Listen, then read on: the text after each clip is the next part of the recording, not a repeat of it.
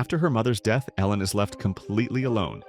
She struggles with the loneliness, so she gladly agrees to take in her cousin Winthrop, a withdrawn and anti-social war veteran who has nowhere else to go. Winthrop is grateful for her hospitality, but strange things begin happening after he moves in. The situation becomes even more unsettling when Ellen gets a new neighbor named Vonna, who seems to want something from Winthrop. A good movie idea has always been worth its weight in gold. Of course, execution matters too, but audiences are often willing to forgive a lot if the story itself is interesting. And these days, you can find stories literally anywhere. The creators of the horror movie Lockbox found theirs in a fairly popular podcast called Knife Point Horror.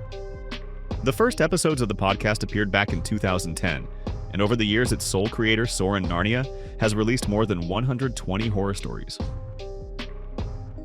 Lockbox is based on an episode called The Lockbox, released in 2019, which stood somewhat apart from the others.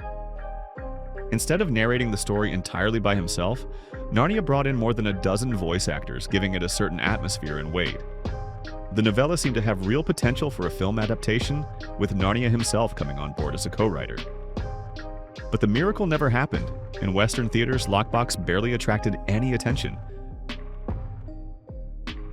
The film does have plenty to work with, starting with its cast, which includes the versatile Carla Gugino, art house favorite Lou Taylor Pucci, and Katharine Isabelle, whom many horror fans have loved ever since the Ginger Snaps trilogy. Director Daniel Stamm is no stranger to the genre either, having helmed at least the cult found-footage horror The Last Exorcism and the remake of the Thai horror film 13 Sins.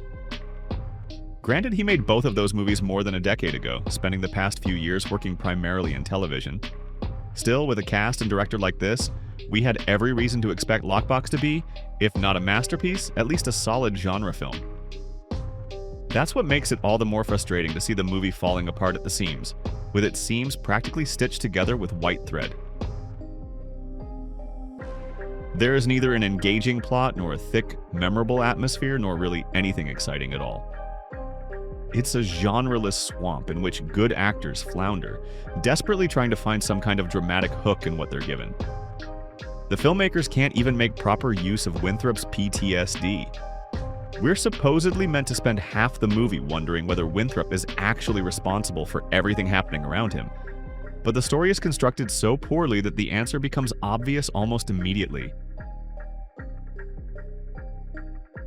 Unfortunately, Lockbox raises questions on almost every front, starting with the screenplay, in which Ellen, nominally the main character played by Carla Gugino, has virtually no impact on anything, continuing with the bland visuals and ending with the suspense. There's so little of the latter that the filmmakers resort to the most embarrassing form of cheating. They randomly scatter fake jump scares throughout the runtime, accomplishing nothing except keeping the audience from falling asleep. Winthrop thinks he's killing the prison guard. Ellen thinks Vanna is lunging at her. In this movie, everyone keeps imagining things, while in reality nothing happens at all. It's a movie that's been firing blanks from the very beginning.